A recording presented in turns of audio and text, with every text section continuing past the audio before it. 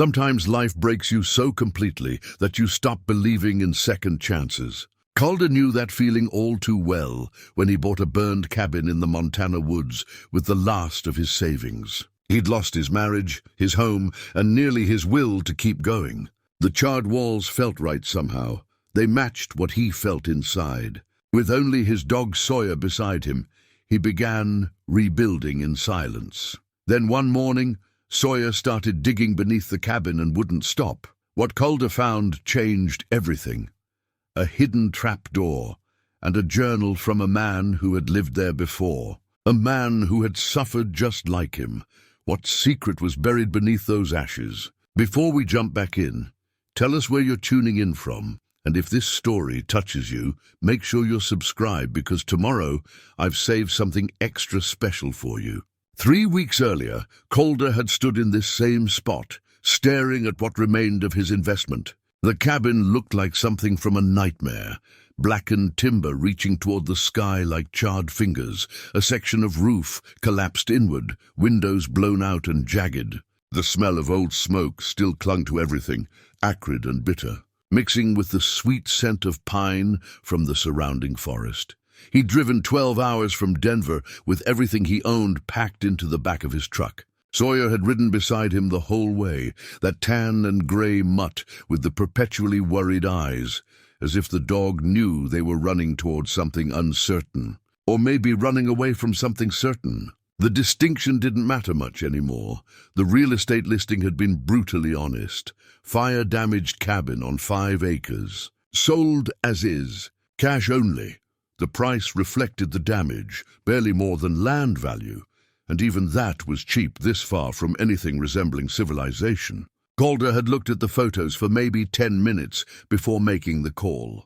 Something about the ruin spoke to him in a language he understood too well.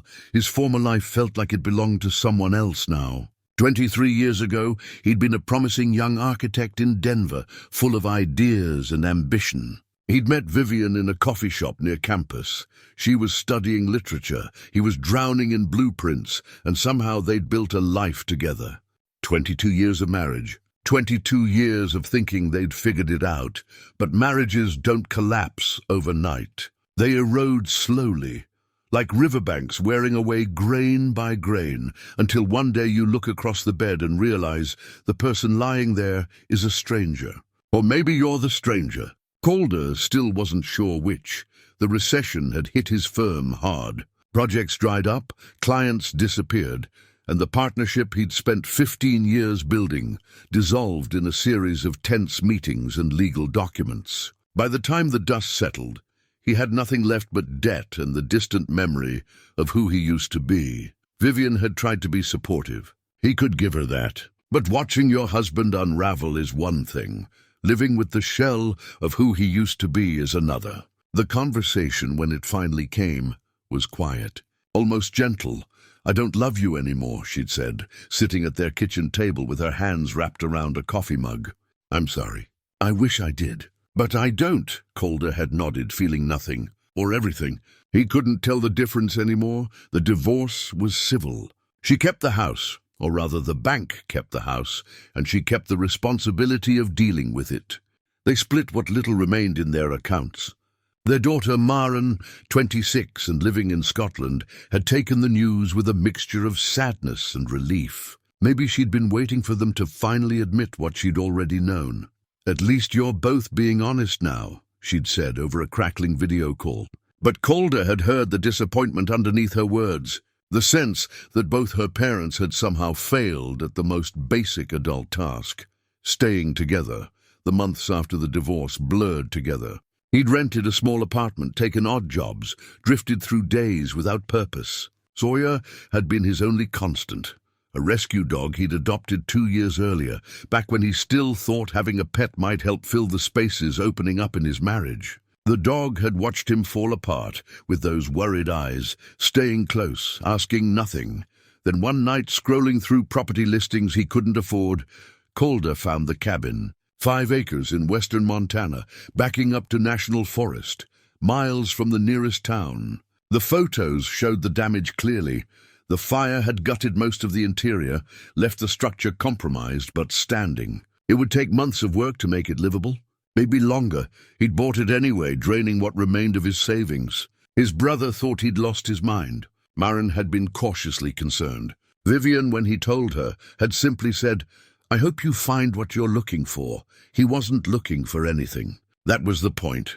Now, 3 weeks into his new life, Calder had established a routine. Wake with the sun, make coffee on the camp stove he'd set up outside, assess the day's work. The main room had been his first priority, clearing debris, checking the structural integrity of the walls and floor joists. To his relief, the fire had been contained mostly to the roof and the back section. The front of the cabin, while damaged by smoke and water, was salvageable. He worked alone methodically, hauled out burned timber, swept up ash and broken glass, sorted through the remnants of whoever had lived here before. There wasn't much.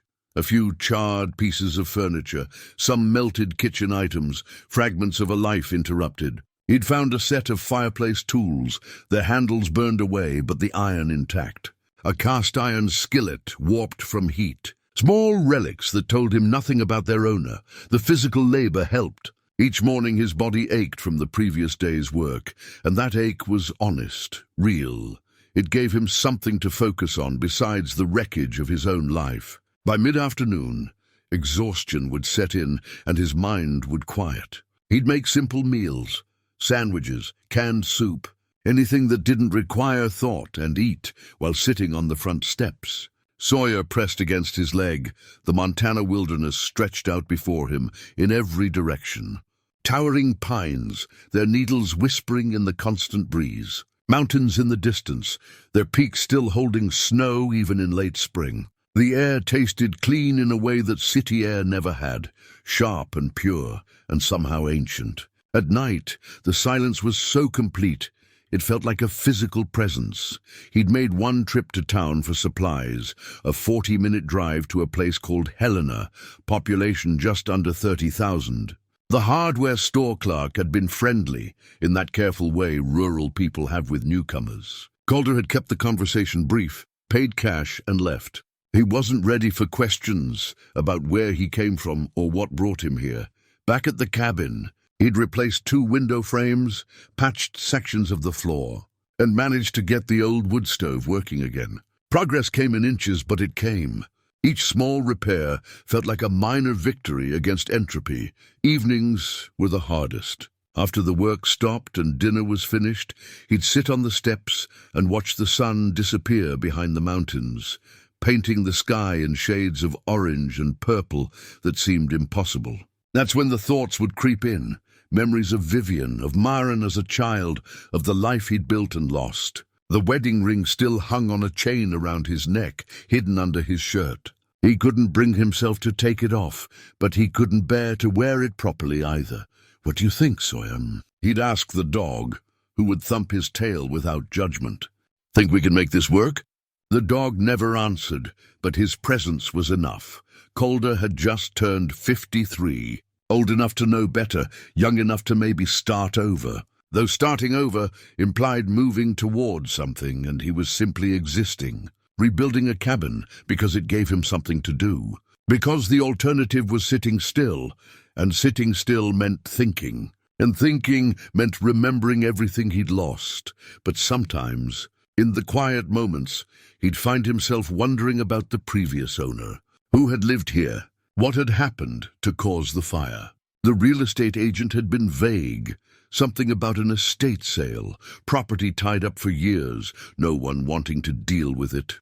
Sawyer had been acting strange lately. The dog would stare at certain spots around the cabin, hackles raised slightly, emitting low growls that seemed to come from somewhere deep in his chest. Calder dismissed it as animal instinct, probably mice in the walls, or the scent of whatever wildlife passed through at night. Bears, maybe? Mountain lions. The forest was full of things that moved in darkness. He told himself the unease he sometimes felt was just the strangeness of being alone in such an isolated place. The way sounds carried differently through the trees, the shadows that seemed longer, deeper. He'd get used to it. Give it time. Time was one thing he had plenty of now. As he settled in for another night, Calder felt something he hadn't expected.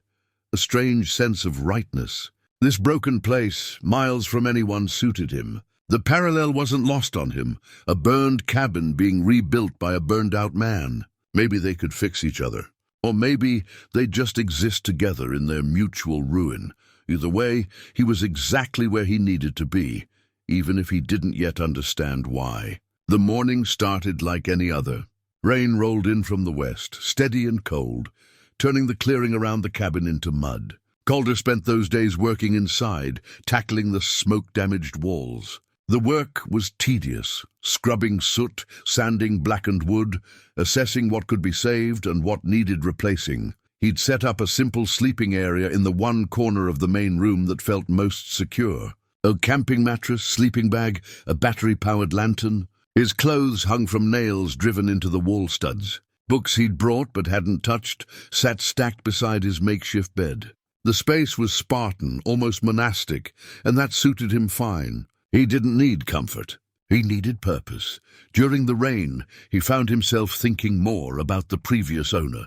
Small clues emerged as he worked. Pencil marks on a door frame, like someone had been measuring something. A quote carved into one of the windowsills, barely visible under the soot.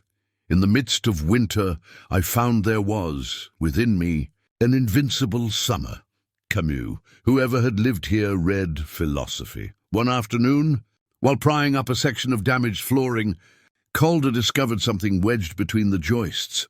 A photograph, water-stained and faded but recognizable. It showed a man and woman, probably in their 60s, standing on what looked like this very porch before the fire.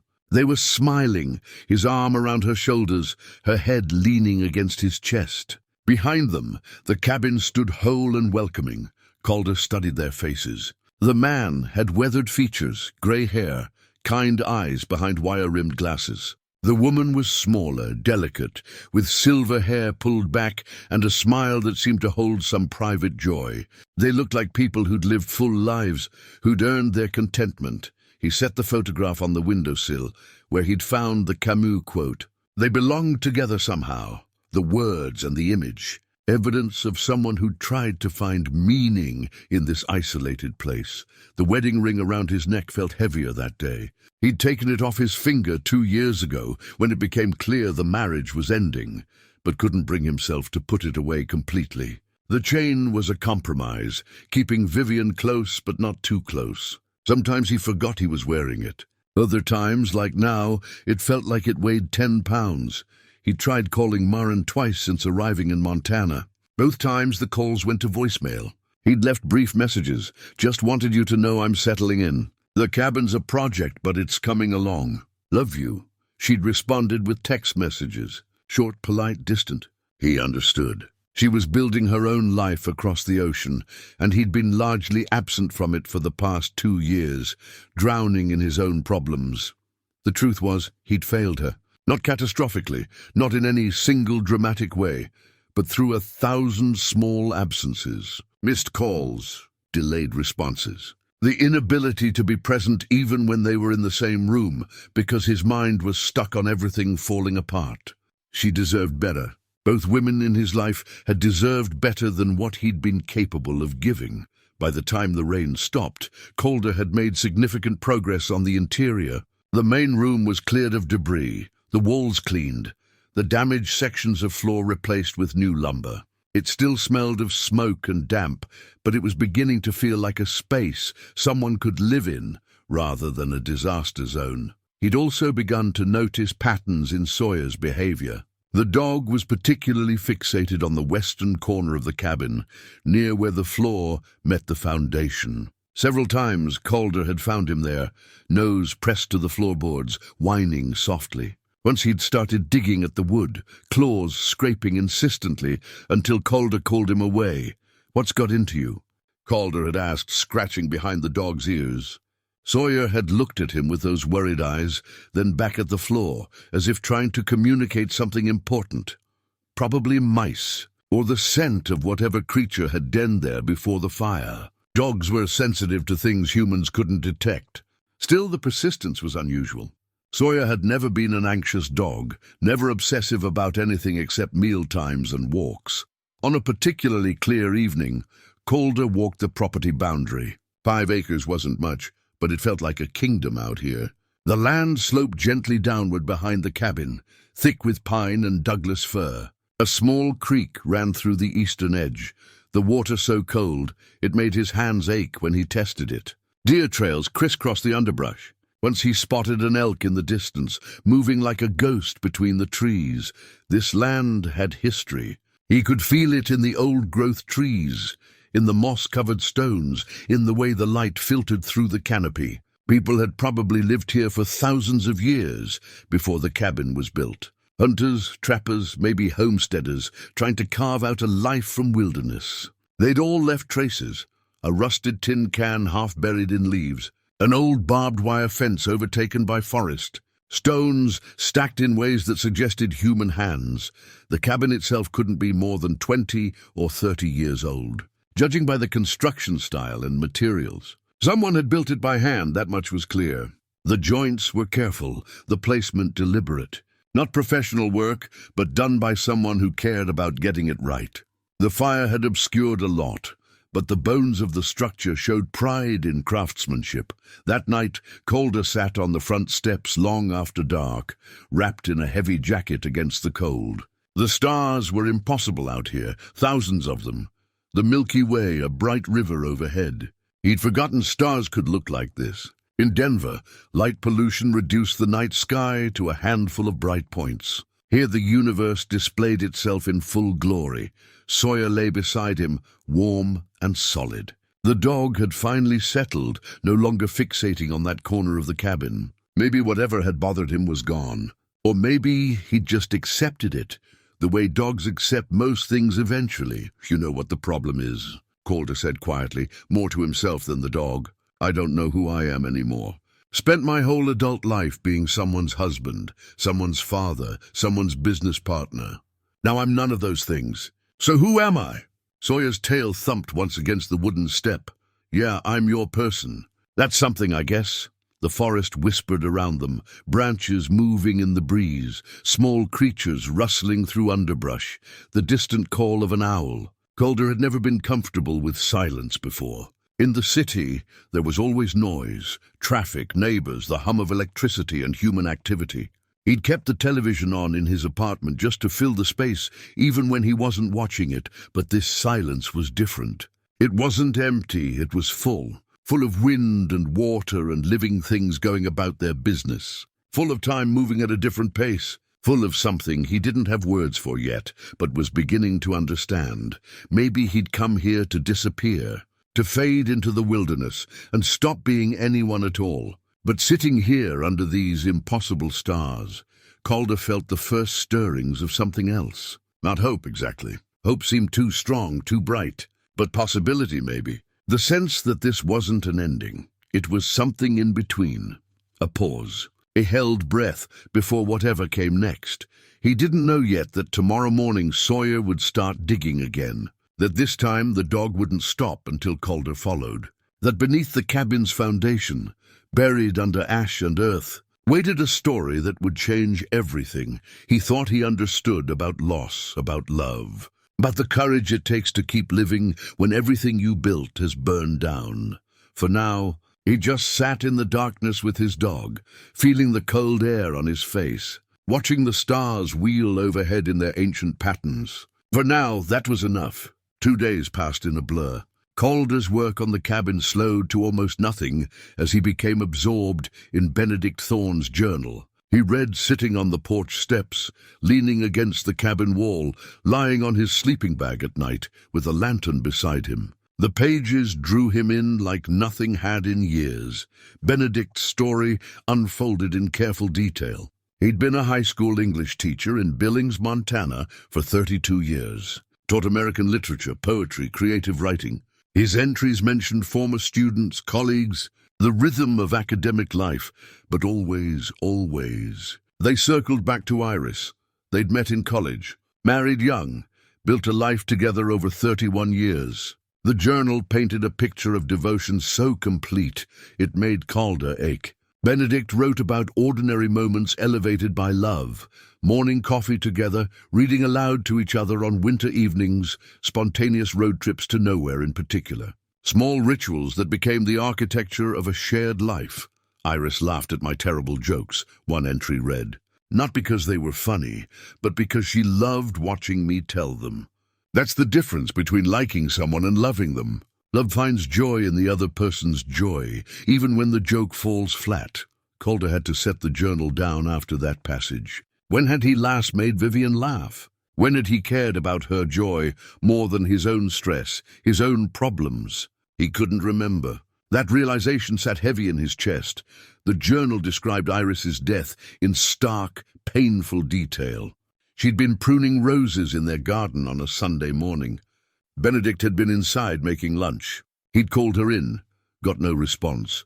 Went outside to find her collapsed among the flowers. Aneurysm. The doctors said she was likely gone before she hit the ground. No warning, no goodbye, just there one moment and gone the next. I keep thinking about those roses, Benedict wrote. She was doing something she loved. That should comfort me. It doesn't. I'd trade 1,000 peaceful deaths for one more conversation. One more morning, one more chance to say the things I forgot to say. Calder read these entries slowly, feeling the weight of every word. This wasn't just someone else's grief. It was a mirror held up to his own failures. Benedict had lost Iris to death, sudden and absolute. Calder had lost Vivian to neglect, to distance, to the slow erosion of everything they'd built. Different losses, but both left you standing in the wreckage, wondering who you were without the other person. The journal continued through Benedict's first year of grief. He'd tried to return to teaching but couldn't, standing in front of a classroom, talking about themes in The Great Gatsby, felt absurd when his entire world had collapsed. He took early retirement, sold the house in Billings, used the money to buy this land. I'm building a cabin, Benedict wrote. People think I've lost my mind. My brother called 3 times yesterday trying to talk me out of it. But I need to build something. Need to take wooden nails and create something that will stand. If I can make this cabin exist where nothing existed before, maybe I can do the same with my life. Maybe. The entries from the building phase were different, more focused, less raw. Benedict described learning carpentry as he went, making mistakes and fixing them. The satisfaction of seeing walls rise from nothing. He wrote about the forest, the wildlife, the profound silence that both frightened and healed him. Calder had descended back into the cellar to retrieve the photograph albums. Now he studied them alongside the journal entries, putting faces and places to Benedict's words. There were dozens of photos of Iris, hiking, gardening, reading on a porch swing, laughing at something off camera. In every image, she radiated a quiet contentment. Her smile never looked forced, never performed. She'd been genuinely happy. One photograph stopped Calder cold. It showed Iris on a hiking trail, arms spread wide, head thrown back in joy. She was laughing at something, and you could see Benedict's shadow in the foreground. He'd been the one taking the picture, capturing her moment of pure happiness. The image had been taken somewhere in Glacier National Park, according to the note on the back. Iris at her best, Benedict had written. This is how I want to remember her. Calder set the album aside and pressed his palms against his eyes. When had he last seen Vivian look that happy? Had she ever looked at him the way Iris looked at Benedict in these photos, with complete trust, complete openness? The honest answer hurt. Maybe in the beginning. Maybe in those first few years when everything was new and full of promise. But somewhere along the way, they'd stopped looking at each other like that. Started looking past each other or through each other or not looking at all. He returned to the journal. Benedict's entries from year 1 in the cabin showed gradual healing. Not recovery, he was clear about that distinction, but adaptation. Learning to live with the absence rather than being consumed by it. I planted a garden today, one entry read. Iris would have loved this spot. Good southern exposure, rich soil once you get past the pine needles. I'm putting in tomatoes, lettuce, herbs. I'll probably kill most of them. But Iris always said you learn more from the plants that die than the ones that thrive. She was talking about teaching, but it applies to everything. Calder marked that page. Tomorrow, he'd go find that garden plot. It had to be somewhere behind the cabin, probably overgrown now, but still there. The idea of restoring it appealed to him in a way he couldn't quite articulate. The journal's second year brought a shift. Benedict mentioned a woman named Constance. The first reference was casual. Ran into a woman at the general store today. Constance. She's new to the area, recently widowed. We talked for maybe 10 minutes. It was the longest conversation I've had in months that wasn't with my brother or the grocery clerk. Over the following entries, Constance appeared more frequently. They'd meet for coffee in town. She visited the cabin once, brought a pie. They went on a hike together. Benedict's writing about her was cautious, almost guilty. I enjoyed her company today, he wrote. We talked about books, about loss, about trying to build new lives from the pieces of old ones. She understands. That's rare. But afterwards I felt like I'd betrayed Iris somehow. Which is absurd. Iris is gone. She'd want me to be happy. I know she would. So why does it feel like infidelity to laugh with someone else? Calder read these entries with growing recognition. The internal battle Benedict described, the guilt of moving forward, the sense that healing somehow dishonored the past, felt intimately familiar. He'd felt the same thing the one time he'd gone on a date after the divorce. A colleague had set him up with a friend, and Calder had spent the entire evening feeling wrong. Not because the woman wasn't pleasant, she was, but because some part of him believed that moving on meant admitting failure. Benedict's entries about Constance became more conflicted. He clearly cared for her, might even have been falling in love, but he couldn't let himself. Every time they grew closer, he'd pull back. Cancel plans. Stop returning her calls for weeks. Then feel guilty about that too. I'm hurting her, Benedict wrote. I can see it in her eyes when I make another excuse, create another wall. She deserves better. She deserves someone who can be fully present, not haunted by ghosts. But I don't know how to be that person. Don't know if I want to be. Eventually, Constance stopped trying. One entry, dated 2 years after Iris's death, saw Constance in town today. She was with friends, laughing at something. She looked right through me. I've lost her, and it's my own fault. I pushed away the one person who might have understood. Now I have the solitude I claimed I wanted. It feels like punishment. Calder closed the journal and stared out at the forest. The parallel was too obvious to miss. He'd been doing the same thing, pushing people away, choosing isolation, telling himself it was what he needed. Marin's calls going to voicemail. His brother's invitations declined. Even Sawyer sometimes got ignored when Calder was too deep in his own head.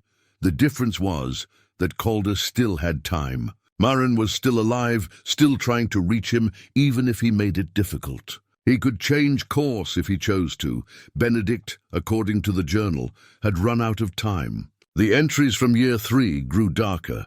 He wrote about insomnia, about drinking more than he should, about days when he couldn't find a reason to get out of bed. The isolation that had seemed healing now felt like a trap. And then the strange occurrences started. Benedict mentioned the matter-of-factly at first. Things keep moving in the cabin. I'm sure it's just me being forgetful, putting down my keys and not remembering where.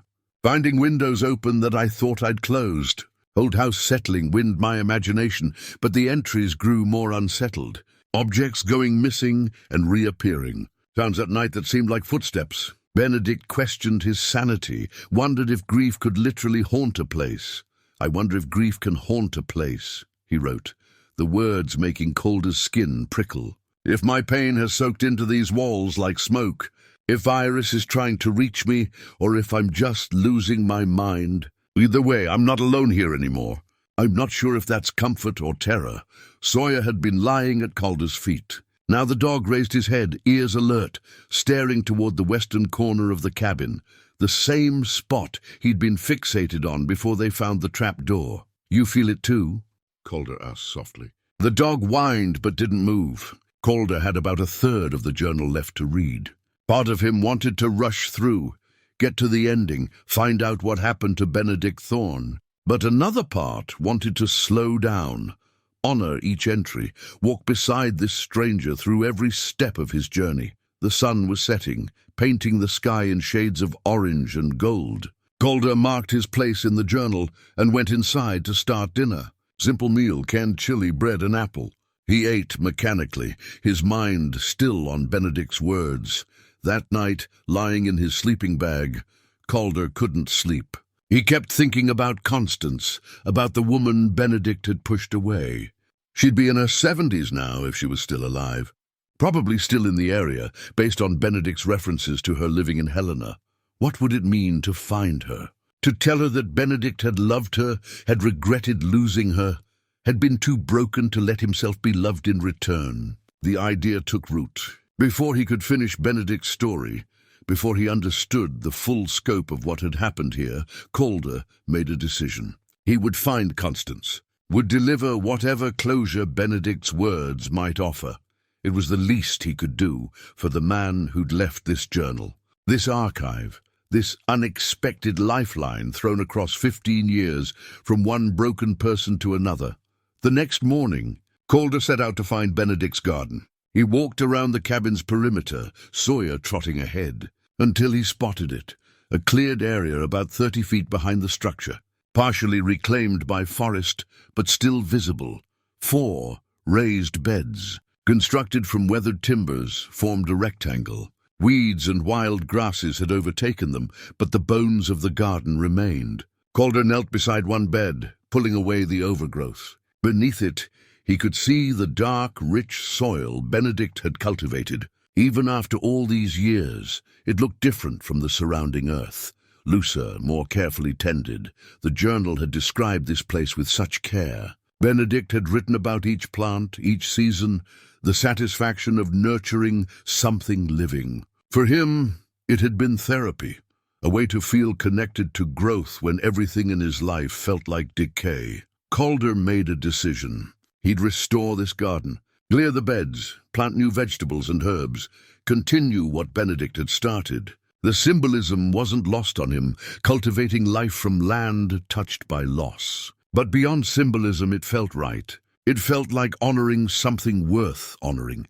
He spent the morning clearing the first bed, pulling weeds, turning soil. The physical work felt good, grounding. Sawyer explored the area, occasionally returning to check on Calder before wandering off again. The dog seemed calmer today, less fixated on the cabin's corner. Maybe finding the trapdoor had satisfied whatever instinct had been driving him.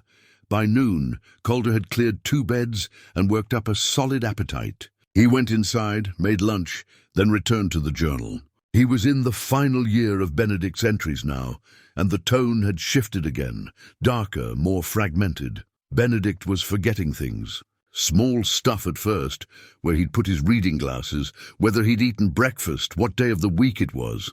He attributed it to age, to isolation, to drinking too much in the evenings. But the entries showed growing concern. Lost 3 hours today, one passage read. I was working on the porch.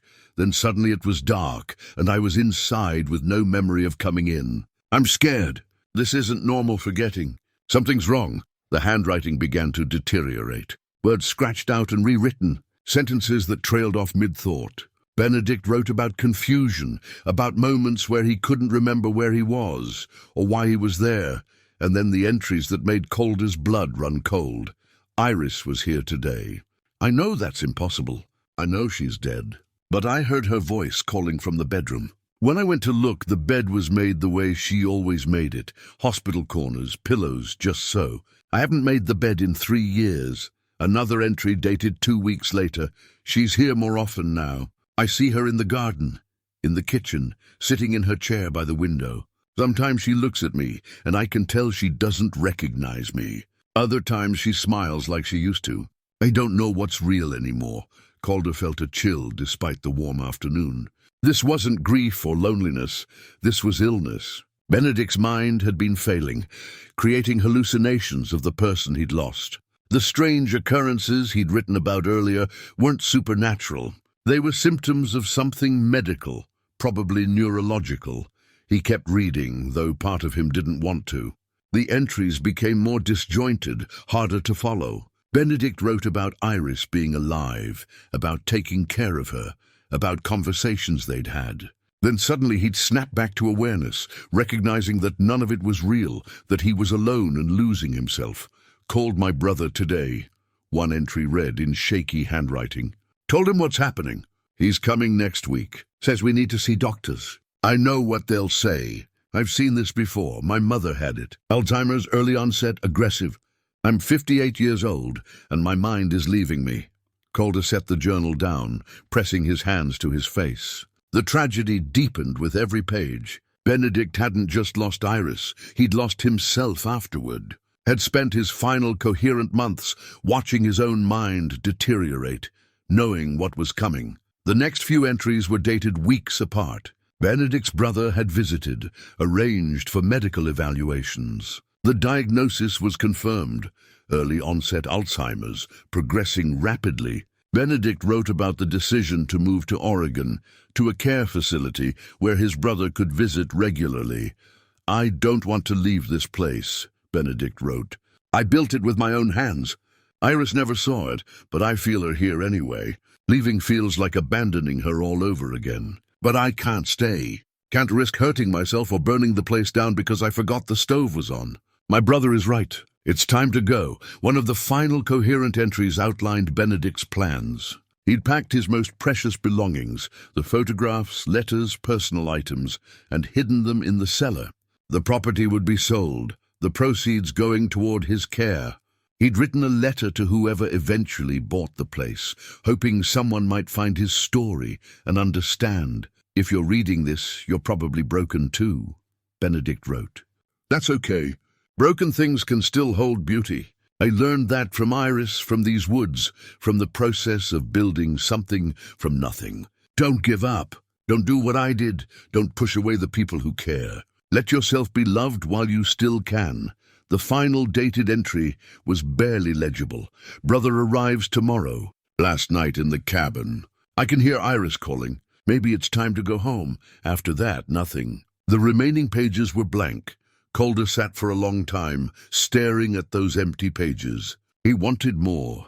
Wanted to know what happened in Oregon, how long Benedict lived, whether he found any peace at the end. But the story stopped here at this cabin, with a man preparing to leave the only place he'd found meaning after loss.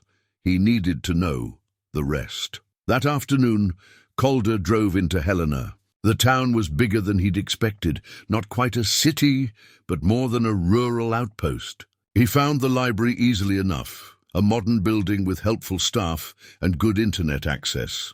The librarian, a woman in her 50s with kind eyes, directed him to the newspaper archives. Looking for anything specific? Obituary, Calder said. Man named Benedict Thorne. Would have died maybe 7 or 8 years ago, possibly in Oregon. She helped him set up the database search. 20 minutes later, Calder found it. Benedict Thorne, 65, formerly of Billings, Montana, passed away peacefully on March 14th, 7 years ago, at Evergreen Care Center in Portland, Oregon. Benedict was a beloved high school English teacher who inspired countless students during his 32-year career. He is survived by his brother, Peter Thorne, of Eugene, Oregon. No other surviving family. Memorial services were private. The obituary was brief, impersonal. It mentioned his teaching career, but nothing about Iris, nothing about the cabin, nothing about the man who'd poured his heart into those journal pages. Just the clinical facts of a life reduced to a few sentences, but one detail stood out. He died in Oregon, in a care facility. His brother had followed through, had taken care of him at the end. That was something. Calder expanded his search, looking for property records. Found the sale of the Montana property to a mining company 6 years ago. Then 5 years ago, a fire report, structure fire at 1847 Pine Ridge Road, cause undetermined, likely accidental. Property abandoned, no injuries reported. The cabin had burned a year after Benedict's death. No investigation, just an insurance write-off. The mining company had let it go, eventually selling it to the bank, which finally sold it to Calder. He sat back, processing. The timeline made sense now. Benedict had left. The property changed hands. Something caused the fire, lightning maybe, or vagrant campers, and the place sat empty and damaged until Calder bought it. But what about Constance? He searched for her next, trying variations of the name with Helena, Montana. Nothing in the obituaries, which meant she was probably still alive. But without a last name, finding her would be difficult. Calder approached the librarian again. Long shot, but I'm trying to find someone. Woman named Constance, would be in her 70s, lived in Helena about 10 to 15 years ago. Recently widowed at that time. The librarian considered. That's not much to go on, but Helena's not that big. Do you know what she did for work? Calder shook his head, then remembered something from the journal. Wait, Benedict mentioned meeting her at the general store. She was new to the area. Might try the Historical Society, the librarian suggested. They keep records of long-time residents, community members. Or you could check with some of the churches. They tend to know people. Calder thanked her and left. It was late afternoon now, too late to track down the Historical Society. But he had a plan. Tomorrow he'd come back, ask around, find this woman who'd loved Benedict and been pushed away, driving home. Calder thought about Benedict's words. Don't do what I did. Don't push away the people who care. When he got back to the cabin, he pulled out his phone. Stared at Maren's last text message from 3 weeks ago. Dad, just checking in. Hope the cabin project is going well. Love you. He'd responded with a single sentence. All good here. Talk soon. That wasn't good enough. Not anymore. He typed a longer message. Maren, I'm sorry I've been so distant. You deserve better. I've been working through some things here, and I've realized I've been doing exactly what I told myself I wouldn't do. Shutting out the people who matter. Can we talk this week? Really talk? I want to hear about your life, about Scotland, about everything I've been too self-absorbed to ask about. I love you. I'm sorry it's taken me so long to say it properly. He hit send before he could second-guess himself. The response came 10 minutes later. Dad, yes. Please call tomorrow evening, my time. I've missed you. Calder felt something crack open in his chest, something that had been sealed shut for too long. It hurt, but it was a good hurt. The kind that comes from thawing after being frozen. That night, he sat on the porch with Sawyer, the journal in his lap. He'd finished reading it, knew Benedict's story as well as his own now. Two men, both broken by loss, both choosing isolation. But Benedict's story had ended in a care facility, his mind gone, his chance at connection with Constance lost forever. Calder's story was still being written. He could choose differently. He would choose differently.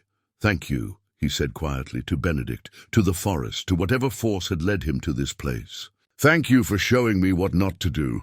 Tomorrow he'd find Constance. He'd deliver Benedict's message, the apology written between the lines of every journal entry. And then he'd keep choosing, keep reaching out instead of pulling away, keep building instead of hiding. The cabin restoration could wait. People couldn't. 3 days later, Calder returned to the cellar. He'd been putting it off, uncertain whether he should disturb Benedict's carefully preserved belongings any further. But he needed to find something, anything, that might lead him to Constance. He descended the wooden steps, flashlight in hand. The space felt different now, less mysterious and more sacred. This was Benedict's archive, his deliberate attempt to preserve what mattered most. Calder went through the photograph albums more carefully this time, looking for clues. Most images showed Benedict and Iris at various stages of their life together. But toward the back of the third album, he found something different. A small envelope tucked between pages, easy to miss.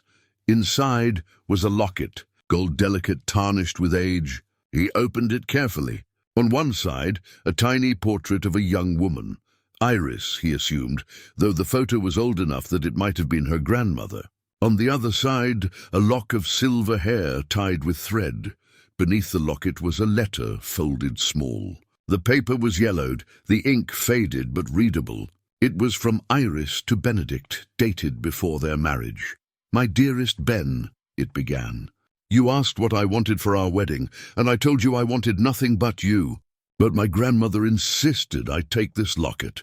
It's been in our family for 3 generations. She said every marriage needs something old to remind us where we came from, and something precious to remind us where we're going. This is both. Wear it close to your heart, and know that wherever you go, I'm with you. Always, Iris. Calder held the locket gently, feeling the weight of its significance. This had been given with such love, such certainty about the future. He could imagine Benedict wearing it or keeping it close, a talisman against loneliness. He placed it carefully on the desk beside the journal, then turned his attention to the letters bundled with string. Most were cards and notes between Benedict and Iris. Birthday wishes, anniversary messages, simple expressions of affection from the daily routine of a long marriage. But one bundle was different. The return address showed a Helena post office box, and the handwriting wasn't Iris's. These letters were from Constance. Calder's hands trembled slightly as he untied the string. There were maybe a dozen letters, all sent during a 6-month period about 13 years ago. He opened the first one. "Dear Benedict, thank you for the coffee yesterday. It's been so long since I've had a conversation that felt real, where I didn't have to pretend to be fine, didn't have to perform grief in the way people expect. You understand what this is like. That's rare and precious. I hope we can do it again soon. Warmly, Constance." The letters progressed from friendly to something deeper. Constance wrote about her late husband, about the hollowness of widowhood, about trying to rebuild a life that felt worth living. Her words were elegant, thoughtful, sometimes achingly sad. "I think I'm falling in love with you," one letter read. "I didn't think that was possible anymore. After Gerald died, I assumed that part of my life was finished. But then you happened, this wounded, wonderful man who makes me laugh despite everything.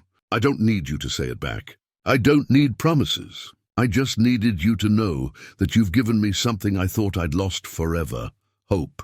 Calder had to stop reading. The intimacy of these words, the vulnerability, it felt like trespassing. But he continued, because he needed to understand what had happened between them. The later letters showed confusion, hurt. "You haven't returned my calls in 3 weeks.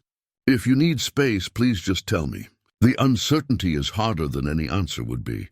And then, I understand now. You're not ready, may never be ready. I won't contact you again. I hope you find peace, Benedict. You deserve it even if you don't believe that." The final letter was brief. "I heard you're leaving Montana. I hope Oregon treats you kindly. Despite everything, I'm grateful for the time we had. You showed me I could feel again. That's a gift, even if it hurts right now. Take care of yourself. See." Calder sat back, the letters in his lap. The story was clearer now, sadder. Constance had loved Benedict genuinely, had offered him a chance at connection, and he'd pushed her away, too trapped in his grief and guilt to accept what she offered. By the time his illness forced him to leave, it was too late. But Constance had survived it, had been strong enough to walk away when Benedict couldn't meet her halfway. Calder respected that, even as his heart broke for both of them. He gathered the letters, the locket, and the journal. These things belonged together. They told a complete story. And Constance deserved to have them, to know that Benedict had treasured what they'd shared, even as he'd been unable to fully embrace it. Now he just had to find her. Back at the cabin, Calder called the Helena Historical Society. A cheerful woman named Ruth answered, listened to his somewhat awkward explanation. "I'm trying to find someone who lived in Helena about 10 to 15 years ago. First name Constance, probably in her 60s or 70s now. She was widowed. Husband's name might have been Gerald." "Constance Bellamy," Ruth said immediately. "Has to be. She's the only Constance I know who fits that description. Lost her husband Gerald maybe 15 years back. Lovely woman." Calder's heart jumped. "Is she still in the area?" "Oh, yes. Lives in a small house on Maple Street. Number 47, I believe. Keeps to herself mostly, but she's active in the library's book club. I see her there once a month." "Thank you," Calder said, relief flooding through him. "Thank you so much." He spent the rest of the day preparing.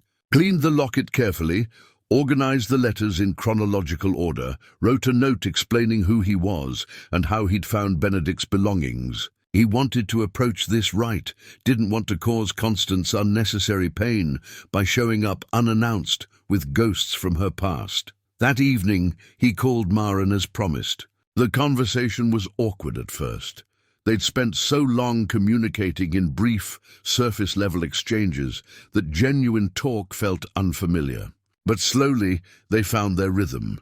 She told him about her work at a publishing house in Edinburgh, about the Scottish boyfriend she'd been seeing for 8 months, about the flat she shared with 2 roommates near the city centre. Her life was full busy, exactly what a 26-year-old's life should be. "You sound different, Dad," she said after they'd talked for nearly an hour. "More present, I am," he said. "Or I'm trying to be. I've been reading this journal. Long story, I'll tell you sometime. And it's made me realize how much time I've wasted hiding from people who care about me." "I'm glad," she said softly. "I've missed you. Not the version of you that went through the motions, but the actual you. The dad who used to take me hiking, who taught me about architecture by building elaborate sandcastles, who made terrible jokes at breakfast." Calder felt his throat tighten. "I've missed that version of me too. I'm working on finding him again." "Take your time," Marin said. "Just don't disappear on me again, okay?" "I won't, I promise." After they hung up, Calder sat on the porch watching the sunset. Sawyer lay beside him, the dog's head resting on his thigh. The forest was alive with evening sounds, birds settling for the night, the rustle of small creatures in the underbrush, the whisper of wind through pine needles. He thought about Benedict's words, "Don't push away the people who care."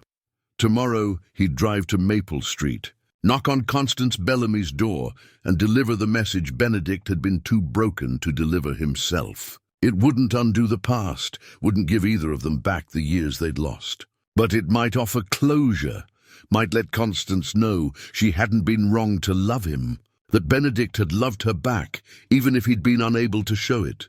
And maybe, in delivering that message, Calder would learn something about his own capacity for courage, about choosing connection over safety, about risking the vulnerability that comes with letting people in. The wedding ring was still in his pocket. He pulled it out, held it up to the fading light. It caught the sunset, glinted gold and copper. For 2 years, he'd carried this symbol of failure, of loss, of everything he'd once believed in, and watched crumble. But maybe it didn't have to mean that. Maybe it could simply be what it was, a marker of time spent, lessons learned, a chapter that had ended to make room for whatever came next. He didn't bury it or throw it away. Instead, he went inside and placed it in a small wooden box he'd found in the cabin. One of Benedict's, probably, left behind in the fire. The ring settled among other small objects, a bent nail from the first floorboard he'd replaced, a river stone Sawyer had brought him, a dried flower from the garden bed he'd cleared, artifacts of his time here. Evidence of slow rebuilding. The box went on a shelf, visible but not central. Part of the story, but not the whole story. Tomorrow would bring its own challenges, its own small acts of courage. For tonight he'd done enough. He'd reached out to his daughter. He'd decided to deliver closure to a stranger. He'd put away the symbol of his past and chosen to focus on his present. It wasn't much, but it was something. And sometimes something is exactly enough. Calder stood on the porch of 47 Maple Street for a full 5 minutes before knocking. The house was modest, well-maintained, with flower boxes in the windows and a small garden out front.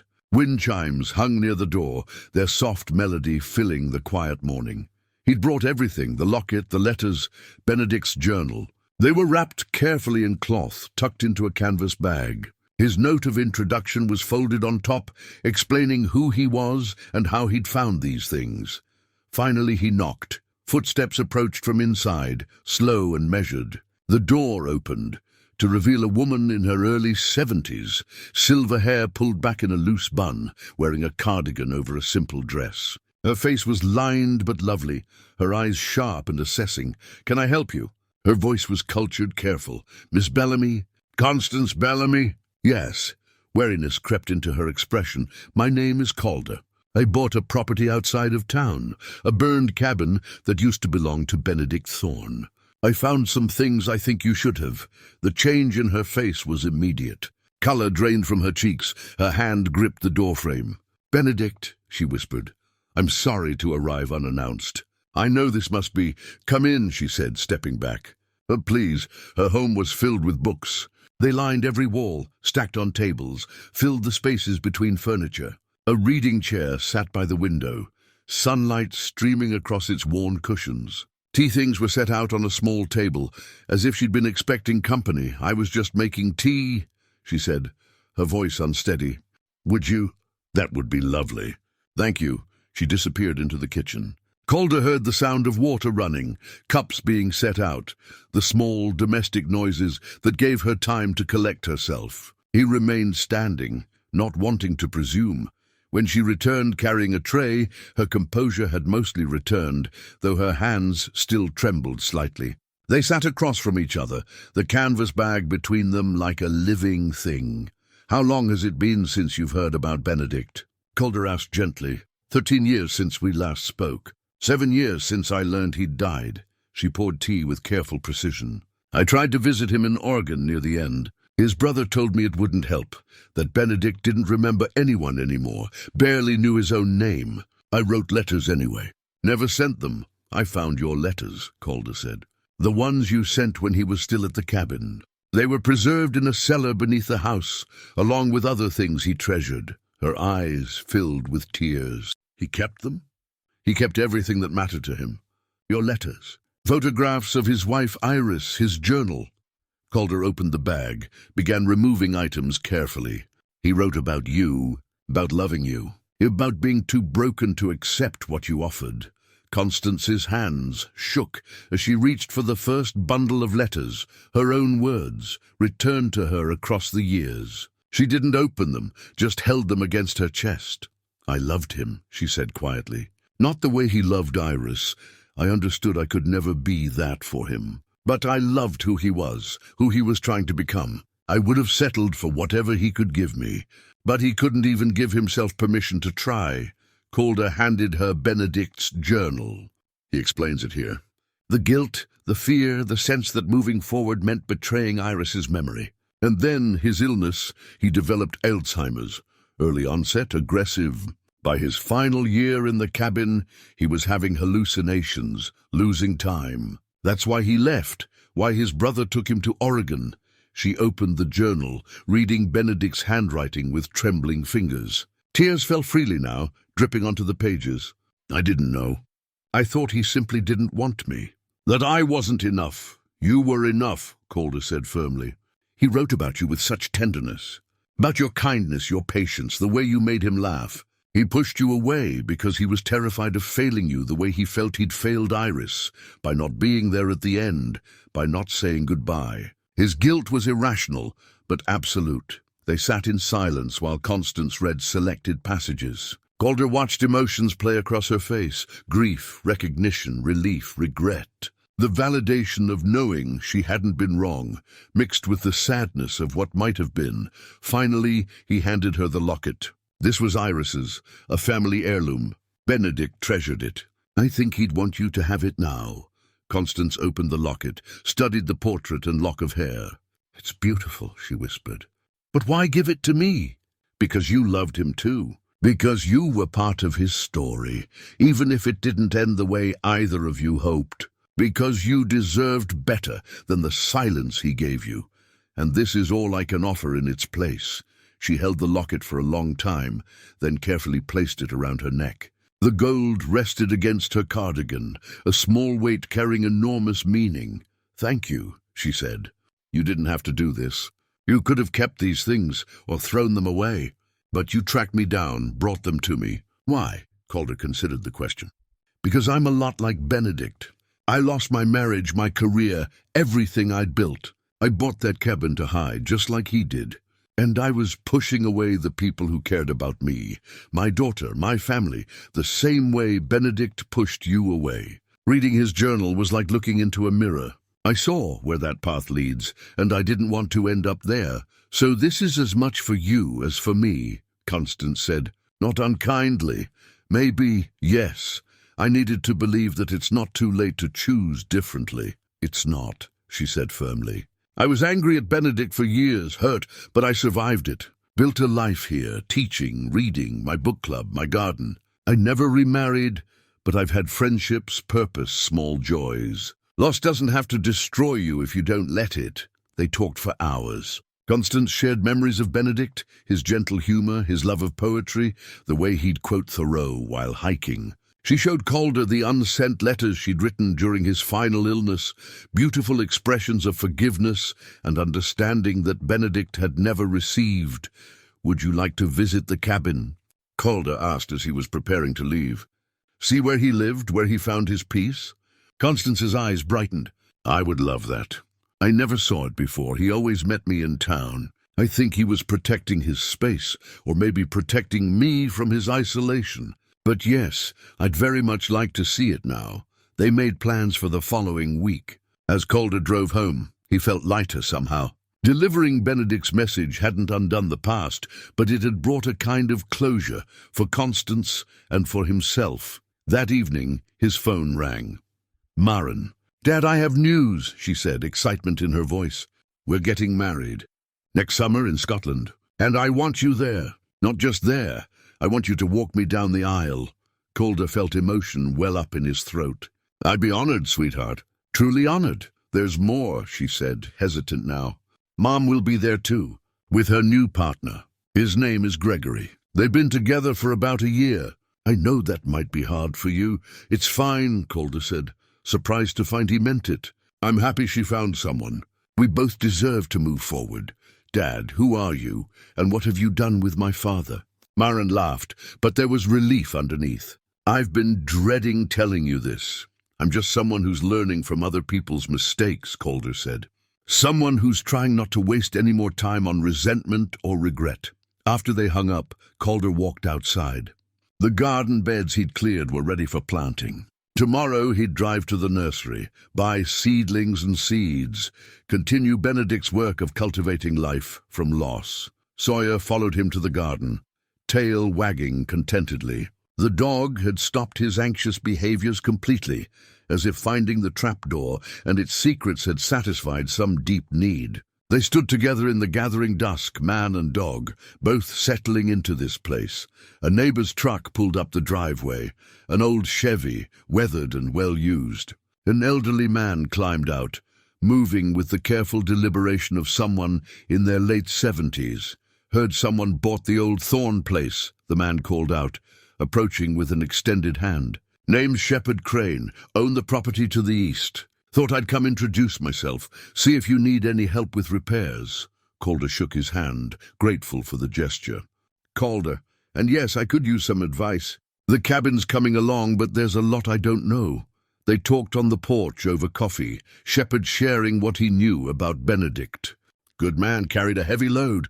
After his wife passed, he was never quite the same. Built this place with his own hands, every board and nail. Saw him working sometimes, early mornings or late evenings. He had help at first, but mostly did it alone. Did you know about Constance?" Calder asked. Shepherd nodded slowly. "Saw her visit a few times. Could tell there was something between them. But Benedict couldn't let himself be happy after tragedy. Lots of folks are like that. Think suffering is loyalty to what they lost." The words settled into Calder like stones. "That's exactly right. Suffering as loyalty. You seem like you might understand that particular trap," Shepherd observed. "I do. I'm trying to climb out of it." "Good man," Shepherd said, standing to leave. "You need anything, tools, advice, just company, I'm 10 minutes down the road. Don't be a stranger." After Shepherd left, Calder sat alone with his thoughts. The wedding ring was still in its box on the shelf.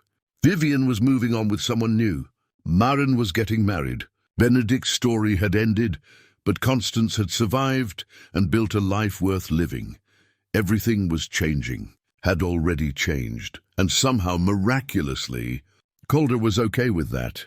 A week after meeting Constance, Calder was working in the cellar, installing shelving to properly organize what remained of Benedict's belongings. The space had become almost comfortable. He'd brought down a work light, swept the floor, organized the crates. Sawyer lay at the top of the stairs, content to supervise rather than descend.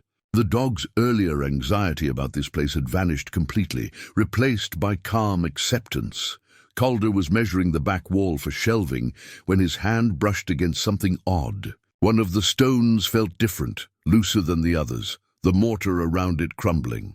He pushed against it experimentally, and it shifted inward. His pulse quickened. He examined the surrounding stones more carefully. Several were mortared differently, the joints less precise than the rest of the wall. Someone had deliberately constructed this section to look permanent while keeping it accessible. Working carefully, he removed the loose stones one by one, stacking them beside him. Behind them, a cavity opened up, a hidden space about a foot square, deliberately carved into the wall. Inside, wrapped in oilcloth and sealed in plastic, was another journal. Calder's hands trembled as he unwrapped it. The leather was different from Benedict's journal, softer, more worn. When he opened to the first page, his world tilted. The handwriting was feminine, elegant, and the name written inside made his breath catch. Private thoughts of Iris Thorne. But that was impossible. Iris had died years before Benedict built this cabin. The journal couldn't be hers, except it was. He checked the dates on the first entry. They were from Iris's final year, not the year she supposedly died, but a year later. A year when Benedict was already at the cabin. Calder sat down hard on the cellar floor, the journal in his lap. With shaking hands, he began to read. Benedict told everyone I died, the first entry began. In a way, I suppose I did. The woman I was is gone. What remains is something else. Someone who forgets more each day, who loses pieces of herself like sand through fingers. We decided together that this was better. A clean break. Let people grieve. Let them move on. Spare them from watching me fade. The truth crashed over Calder like a wave. Iris hadn't died suddenly from an aneurysm. That had been a lie. A story Benedict told to give them privacy, to spare her the indignity of public decline. He read on, unable to stop. Iris's entries described her diagnosis, early onset Alzheimer's, aggressive and swift. She'd been 57 when symptoms started. By 58, she was forgetting appointments, losing words, struggling with familiar tasks. The doctors gave her 3 to 5 years. We decided to build the cabin together, she wrote. Somewhere remote where I can fade with dignity. Where Benedict won't have to watch me deteriorate in front of colleagues and friends who'll treat me like I'm already gone. He'll tell everyone I died. We'll have a memorial service. Then we'll disappear to Montana, and he'll take care of me until the end. Calder's vision blurred with tears. The entire story he thought he knew was wrong. Benedict hadn't come here to escape grief.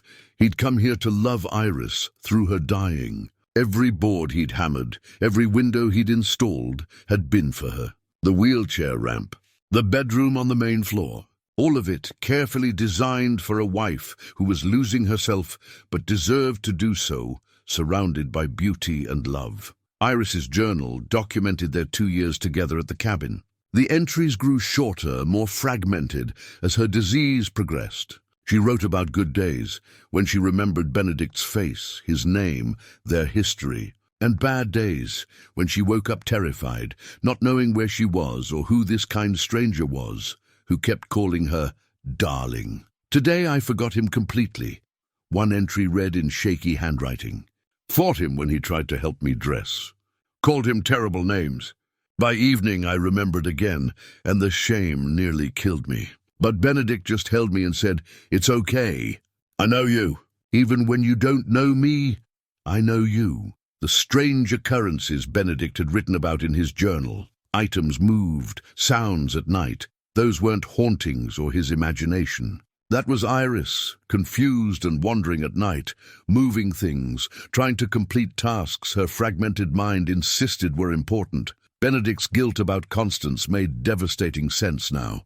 He couldn't pursue a relationship because he was still married. Iris was alive, even if her mind was dying. To love someone else, to move on, would have been betrayal of the deepest kind.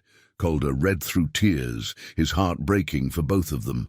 Iris's final coherent entry was dated late autumn, about 3 years after Benedict's first journal began. I don't know who I am anymore, but I know I am loved. Benedict reads to me even when I don't understand the words, holds my hand even when I pull away in confusion. Yesterday, or was it last week? He played our wedding song on an old record player. I couldn't remember getting married, but I cried anyway.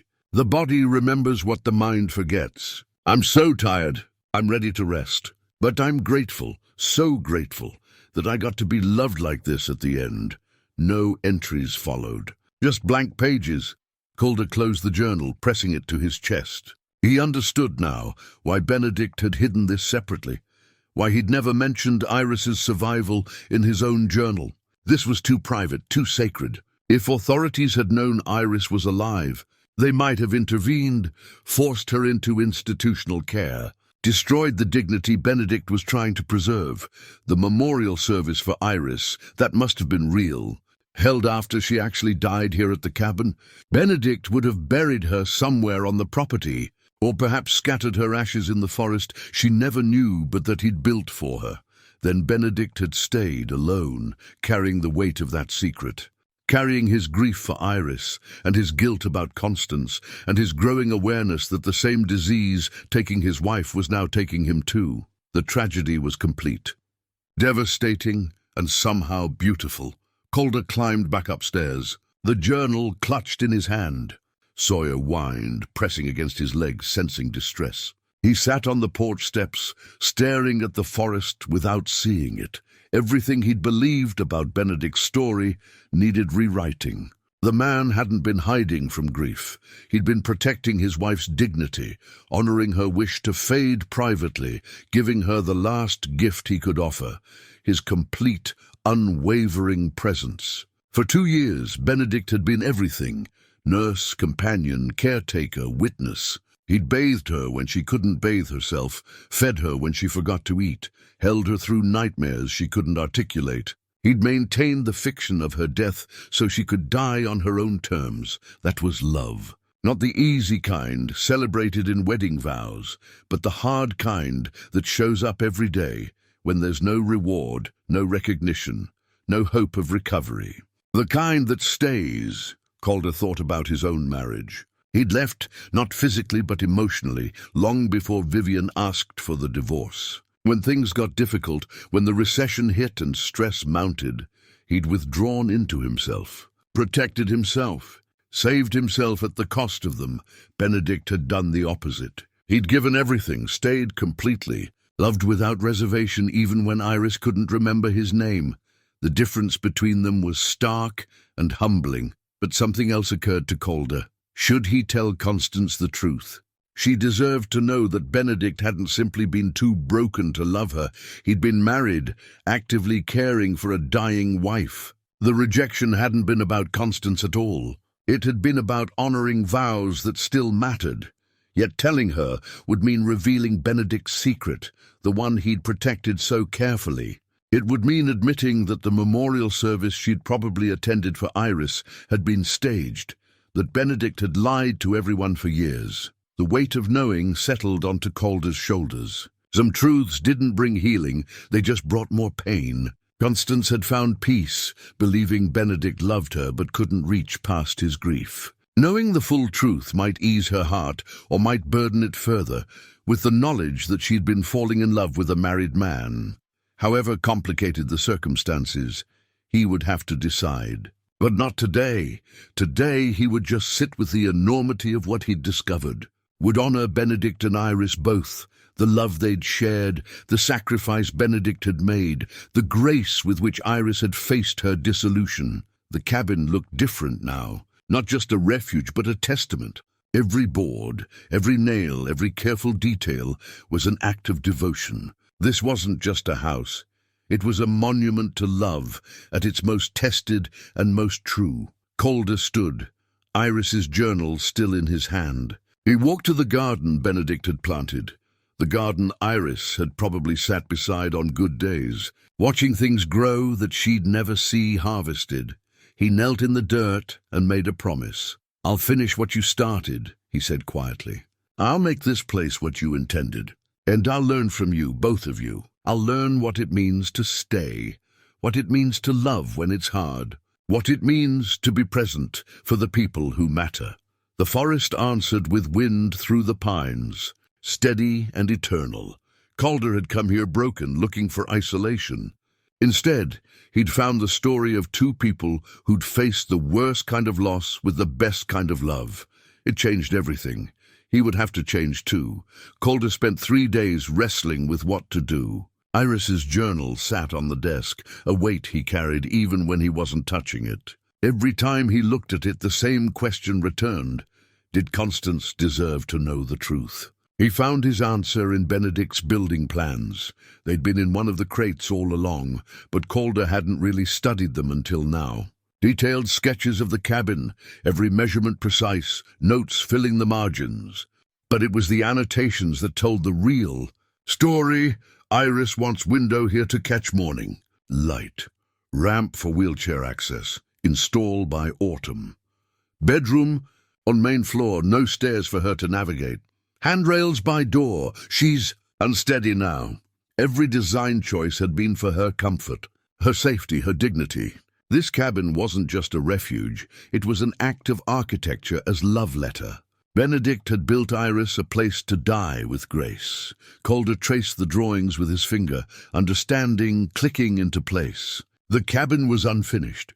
Several features Benedict had sketched were never built. A back porch for sitting in the evenings, a greenhouse for the garden, a stone pathway from door to garden so Iris could walk without fear of falling. Benedict had run out of time. Either Iris's decline accelerated, or his own illness began, or both. The cabin remained incomplete, a promise half kept. Calder made his decision then. He would finish it, would complete Benedict's vision exactly as designed. Not as his own project, but as a continuation of Benedict's devotion. The cabin would become what it was always meant to be, a testament to staying, to loving through the hardest moments, to choosing presence over protection. He called Shepherd Crane that afternoon. "I need help," Calder said. "I want to finish some construction projects, and I don't have all the skills I need."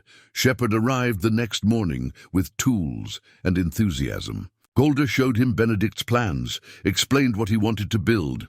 "This is good work," Shepherd said, studying the drawings. Benedict knew what he was doing. These additions would really complete the place. They worked together over the following weeks, older man teaching skills Calder had never learned. How to properly mix concrete for the pathway. How to frame a porch that would withstand Montana winters. How to build a greenhouse that would capture maximum light while protecting delicate plants. The work was meditative, purposeful. As they hammered and measured and cut, Shepherd shared stories about his own wife, who died 10 years earlier. "Cancer," Shepherd said one afternoon while they were setting posts for the porch.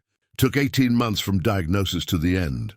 Worst time of my life, and also the best in a strange way. You learn what matters when time becomes finite. Learn who you really are when everything else is stripped away. Did you ever think about remarrying?" Calder asked. "Thought about it. Even dated a bit, few years after. But I couldn't do it. Not because I didn't want to, but because I kept comparing everyone to her. That wasn't fair to them or me. Some people get second chances at love. Some of us just get the one great one, and that has to be enough. Do you regret not trying harder?" Shepherd considered, sighting along a board to check if it was level. "Sometimes, but regret's a useless emotion unless it teaches you something. I learned what I needed to learn from my marriage. Learned how to be present, how to love someone through their dying, how to keep living after. That's not nothing." Their conversations became a kind of therapy. Calder found himself talking about Vivian, about the ways he'd failed their marriage, about the guilt he carried. "You can't undo the past," Shepherd said, "but you can build a different future. That's what this is, isn't it?" He gestured at the cabin. "You're not just fixing wood and nails. You're fixing yourself." By October, the cabin was transformed. Roof fully repaired. Every window replaced with new glass that caught the autumn light. Interior walls refinished, the smoke damage erased, the space warm and livable. The back porch stood solid and welcoming, perfect for morning coffee or evening contemplation. The garden flourished with late-season vegetables. Calder had planted everything Benedict's journal mentioned. Tomatoes, lettuce, herbs, flowers. The greenhouse was framed and almost finished, ready to extend the growing season through winter, and the stone pathway curved gracefully from the front door to the garden. Each stone set level and secure, no danger of stumbling. Constance visited on a crisp afternoon in late October. She stood in the clearing, hand to her mouth, tears streaming down her face. "It's beautiful," she whispered. "It's exactly how Benedict would have wanted it." Calder showed her through the cabin, pointed out details only someone who'd read Benedict's plans would notice. The window placement, the wide doorways, the careful way everything was designed for ease and comfort. He built this for someone he loved very much, Constance said, running her hand along the smooth wood of a windowsill. Calder held his tongue. Let her believe what she needed to believe. They planted flowers together in the garden, perennials that would return each spring. A memorial for Benedict, Constance said. For the man who'd shown her it was possible to feel again, even if it hurt. I've made peace with it, she told Calder as they worked the soil. With loving someone who couldn't love me back. It's better to have loved and lost than never to have felt that deeply at all.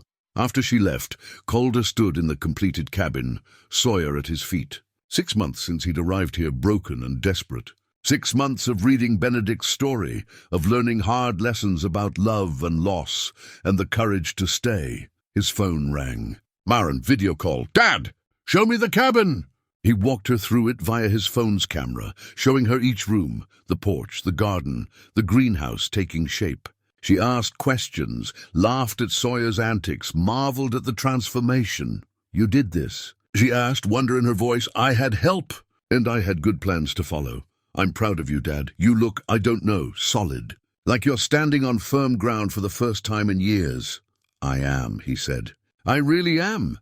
That night he sat on the completed porch, wrapped in a jacket against the autumn chill. The stars were brilliant overhead, the forest alive with the sounds of creatures settling for winter.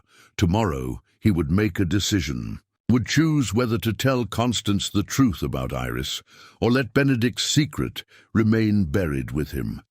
Either way, he was done hiding, done running, done pushing away the people who mattered. The cabin stood complete around him, a monument to what love could be at its most tested and most true. And Calder, for the first time in years, felt ready to build something of his own. December arrived with the first real snow. Fat flakes fell steadily, blanketing the cabin and forest in white silence. Calder stood at the window watching it accumulate, coffee in hand.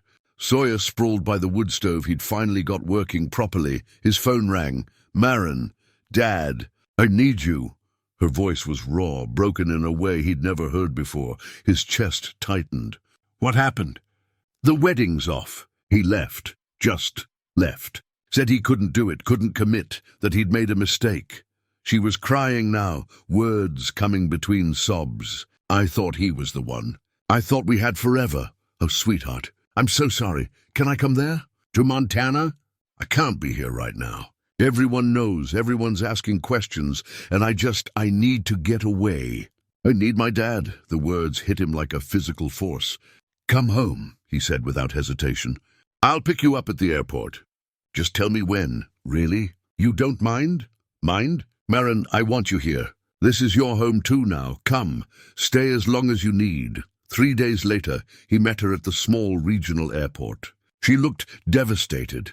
Eyes red and swollen, face pale, moving like someone recovering from illness. He wrapped her in his arms, and she collapsed against him, crying into his shoulder. I've got you, he said. We'll get through this.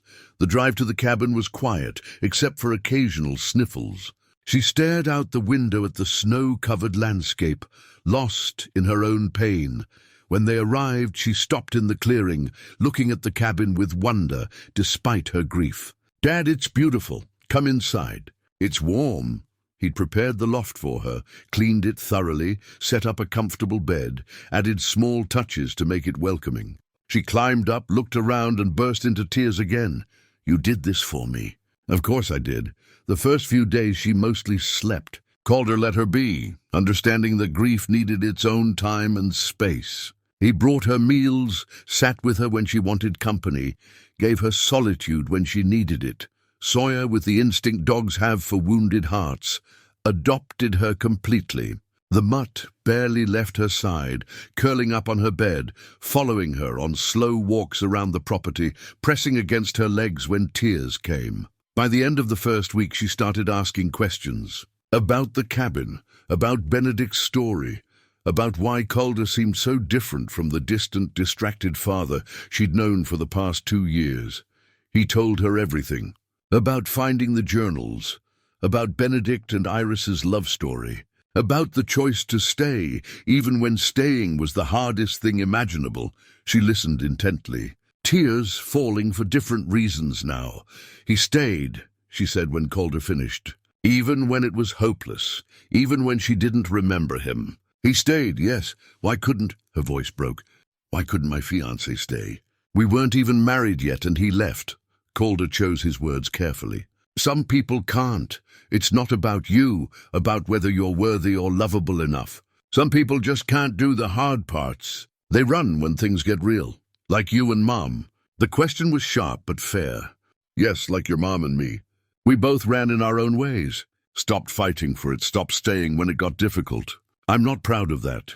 At least you're honest now. They talked for hours that night, about relationships, about commitment, about the difference between failing and giving up. Calder shared what he'd learned from Benedict, about how staying wasn't about never doubting, but about choosing to stay despite the doubt. Will I be okay? Marin asked, her voice small and young. Yes, Calder said with absolute certainty. You'll be okay. It'll take time, but you'll heal. I know because I'm watching it happen to me. She believed him. Not because he was her father, but because she could see the evidence in the cabin he'd restored, in the way he showed up for her now, in the groundedness that had replaced his earlier drift. The second week, she started helping with small projects around the cabin, painting trim, organizing the kitchen, hanging curtains. The work gave her hands something to do while her heart processed the loss. They decorated for Christmas together, a small tree, simple ornaments, evergreen branches on the mantel. Calder invited Constance for dinner, and the three of them shared a meal that was quiet but genuine. You raised a wonderful daughter, Constance told Calder as they cleaned dishes. She raised herself, mostly. I'm just grateful she's giving me another chance. On Christmas Eve, Marin came downstairs with papers in her hand, Calder's manuscript about Benedict and Iris. She'd found it on the shelf. Read it in one sitting. Dad, this is beautiful. You have to share this story. It's private. Benedict's story, not mine to tell, but people need it. I needed it. Knowing that someone loved that hard, that completely, it helps. It doesn't fix my broken heart, but it helps me believe in love again anyway. Her words planted a seed he couldn't ignore. Marin stayed through New Year's, 3 weeks total. By the time she prepared to return to Scotland, colour had returned to her cheeks, light to her eyes. She wasn't healed. Grief didn't work that quickly, but she was healing. The difference was visible. You'll be okay without me, she asked the night before her departure. I'll be okay, Calder promised. And so will you. I know, she hugged him tight. Thank you for being here. For really being here, not just going through the motions. After she left, the cabin felt simultaneously empty and full. Empty of her physical presence, but full of the connection they'd rebuilt. Calder had his daughter back, really back, and the knowledge settled into his bones like warmth, but Marin's words about the manuscript haunted him. You need to finish your own story, she'd said. You've told Benedict's story. Now tell yours. He knew what she meant. There was one piece of unfinished business, one person he'd never properly released, Vivian. That night, Calder sat at Benedict's desk, his desk now, and began to write. Not about Benedict and Iris, but about himself and Vivian. About their marriage, its slow death, his role in that death. No blame, no bitterness, just honesty. He wrote for hours, and the words came easier than he expected. He acknowledged his withdrawal, the walls he'd built, the distance he'd created long before she'd asked for divorce. He thanked her for the good years, and there had been good years, before everything fell apart. He apologized for the bad ones, for his absence even when physically present, for expecting her to shoulder his stress and disappointment. Most importantly, he forgave her, and asked her forgiveness in return. I hope you found happiness, he wrote near the end. I'm learning to find mine. I'm learning what it means to stay, not in a marriage that ended, but in my own life with the people who matter. Thank you for showing me, through our failure, what I needed to change. I hope Montana is teaching me what you couldn't. He signed it, sealed it, mailed it the next morning before he could second-guess himself. The response arrived a week later. Vivian's handwriting on the envelope made his heart skip, but when he opened it, he found only grace. "Calder," she wrote, "thank you for your honesty. I've been carrying guilt too, for giving up, for falling out of love, for not fighting harder when things got difficult. We both failed and we both survived. I'm with someone now. His name is Gregory. He's kind, patient, and present in ways I needed. I hope you can be happy for me, because I'm genuinely happy for you. The man who wrote that letter is not the man I divorced. You've grown. Keep growing. Keep staying. You deserve the peace you're finding."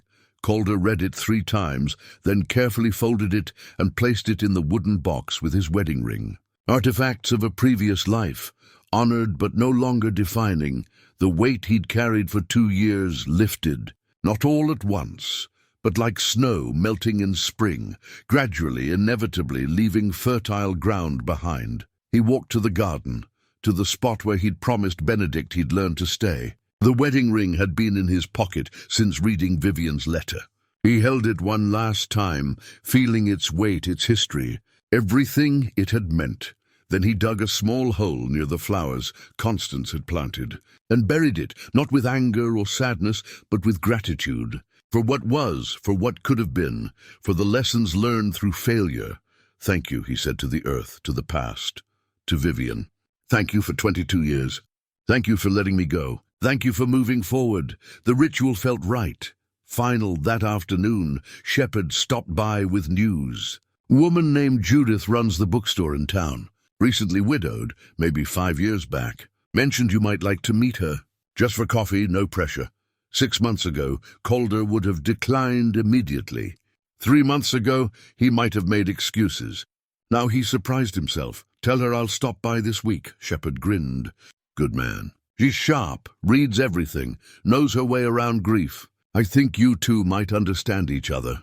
After Shepard left, Calder returned to the manuscript. Read through what he'd written about Benedict and Iris, about the cabin, about the journey from brokenness to something resembling wholeness. Marin was right. This story deserved to be shared, not for fame or recognition, but because stories of love and loss and choosing to stay might help someone else who was broken find their way forward. He submitted it to a small press Marin had recommended, with a dedication to Benedict and Iris Thorne, who taught me that love means staying, and to everyone who's learning to rebuild.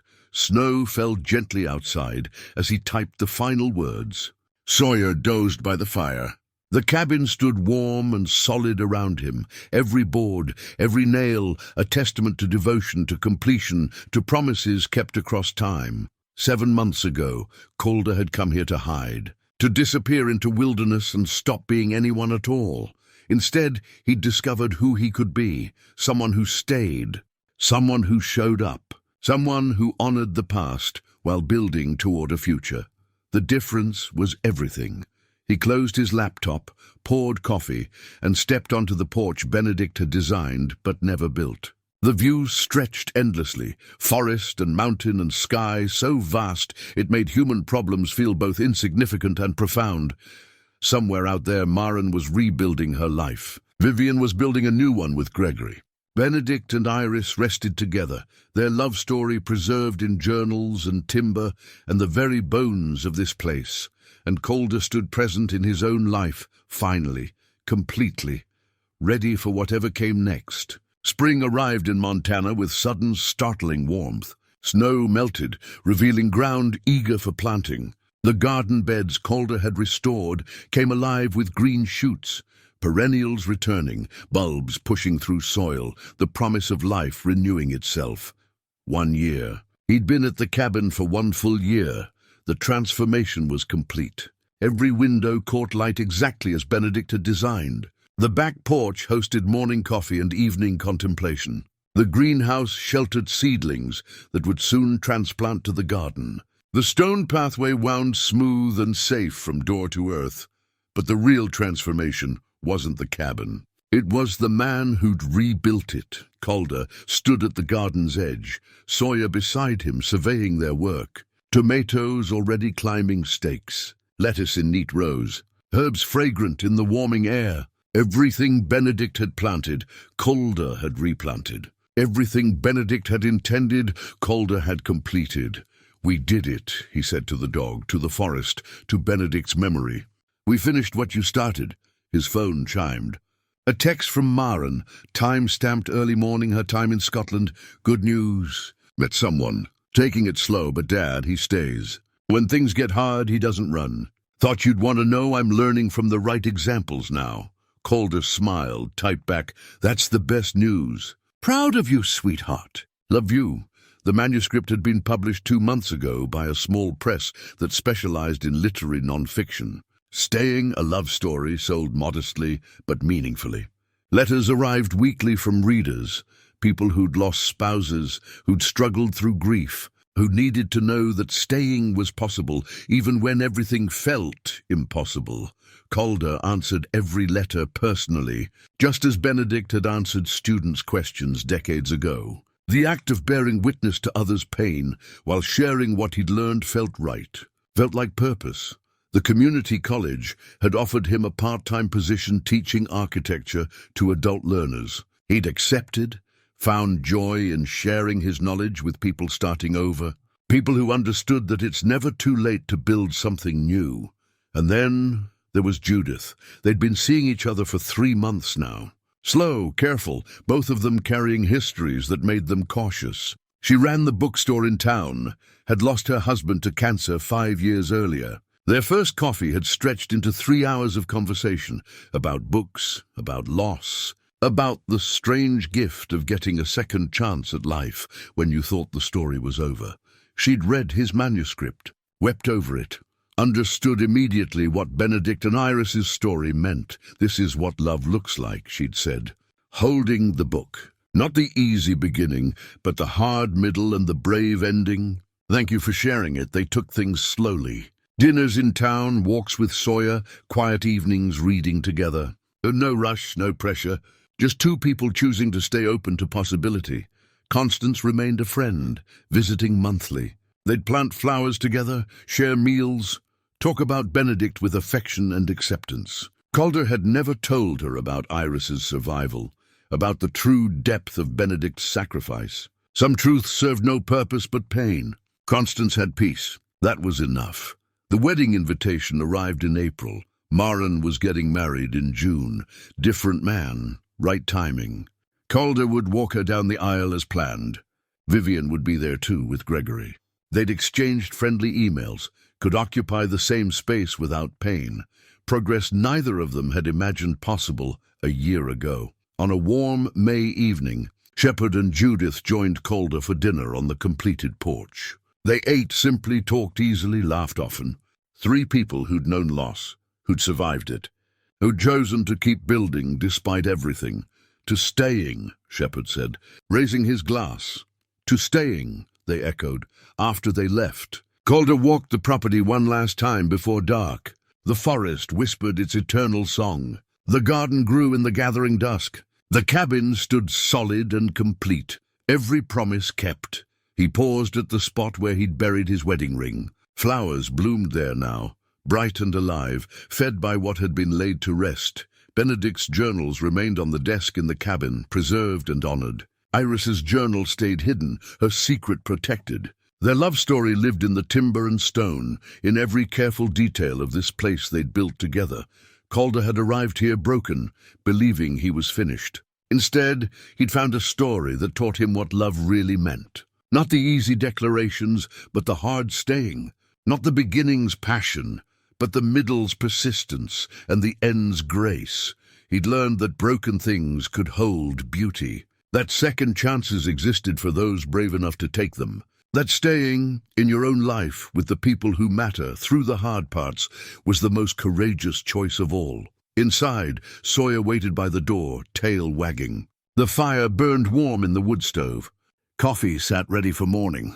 Books lined the shelves, including his own with "Staying" written on the spine, waiting to help the next broken person find their way home. Calder closed the door on another day, another small victory against despair. The burned place, restored, the broken man, healed, and in the quiet of the Montana wilderness, Life continued, beautiful, imperfect, and whole, ready for tomorrow, whatever it might bring, ready to stay.